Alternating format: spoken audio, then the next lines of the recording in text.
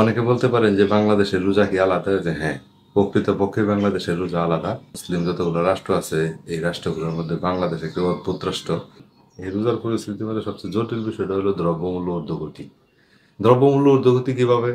আপনি দেখবেন Europe, America, মধ্যপ্রাচ্য, অস্ট্রেলিয়া, কানাডা, সিঙ্গাপুর, এই যে উন্নত রাষ্ট্রগুলা, এরা সব দিকে সমৃদ্ধশীল এবং এরা আপনার সারা বছর দ্রব্যমূল্য বৃদ্ধি থাকে, শিথিল থাকে, বৃদ্ধি থাকে না, রেগুলার একটা প্রাইস থাকে, কিন্তু রমজান মাসে তারা এই প্রাইসটাকে অনেক কমিয়ে দেয়। বাংলাদেশের যত দোকানপাট দেখবেন সব দেখবেন যে এই শ্রেণীর মানুষের, তারা কি করে দ্রব্যমূল্য বৃদ্ধির জন্য সবকিছু মজুত করে রাখে, আবার নামাজের বেলা হইলে কাতারে, আবার রমজান মাসে সাধারণ মানুষ যেন এই দোকানপাটে বসে চা নাস্তা খাইতে না পারে, তাহলে তার নিয়ে সমস্যা। একজন মানুষ সোজা থাকবেন, এটা তার ব্যক্তিগত বিষয়, আপনি জোর করে আটকায় রাখার কে? এটা ধর্মের কোন বিধানে বলে? আল্লাহ রাসুল কি এই আইন শিক্ষা দিছে? ইসলাম কি এই শিক্ষা দিছে? কি বিক্রি করতেছে? আপনি মাছের বরফ আইনা বিক্রি করতেছে এখানে 10 টাকা পুতলা।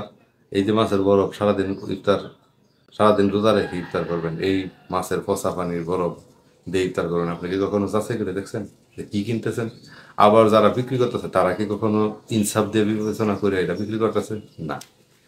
আপনি ইফতার করবেন, আপনি বেগুনি কিনতেছেন, আলু চপ কিনতেছেন, বুরিন্দা কিনতেছেন, এই যে এই বিষয়গুলোর মধ্যে যে কেমিক্যাল দেওয়া হয়, এইগুলো ফ্রুট গ্রেডিং কেমিক্যাল না, প্রত্যেকটা কেমিক্যাল হলো কাপড়ের রং।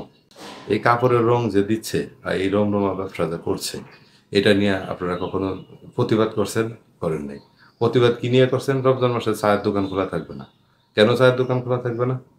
সাধারণ মানুষের পেটে লাথি দিয়ে আপনারা ধর্ম প্রচার করবেন, কিন্তু প্রকৃতপক্ষে যেখানে আমাদের ধর্মের সৌন্দর্য সেখানে আপনারা নাই কেন? ভেজাল ইফতার বিক্রির যে বিষয়টা, এটা নিয়ে আপনারা সচেতন হবেন। কারণ মানুষ রোজা থাকুক না থাকুক, এটা প্রত্যেকের ব্যক্তিগত শরীয়ত, হাকিকত, তরিকত, মারিফত সবকটারই দিক আছে। সুতরাং উপকার ছাড়া নাই, কিন্তু উপকার আছে, কিন্তু আমরা উপকারের চেয়ে অপকারে বেশি। যেমন দ্রব্যমূল্যের হয়রানি এবং এই জিনিসপত্র খাই কেমিক্যাল যুক্ত। আর ধর্মীয় কারণ যে রমজান মাস যে একটা ধর্মীয় বিষয়, এটা মানুষের মাথায় নেই। মানুষের মাথায় আছে হলো একটা সিন্ডিকেটের বিষয়, একটা ব্যবসা করার সময়। তো ওই ব্যবসা করার সময় এবং এই অসাধু ব্যবসায়ী এবং ধর্ম ব্যবসায়ী, এই সমস্ত বিষয় থেকে দূরে থাকবেন, নিজের স্বাস্থ্যের খেয়াল রাখবেন, আত্মদর্শন ও আত্মমুক্তির জ্ঞান নেওয়ার চেষ্টা করবেন, আত্মমুক্তির জন্য চেষ্টা করবেন। এই বারবার জন্ম আর হবে না, এই জীবন আর পাবেন না। আশা করি সবাই ভালো থাকবেন, সবাই ভালো রাখবেন। আজকের মতো এই পর্যন্তই। খোদা হাফেজ।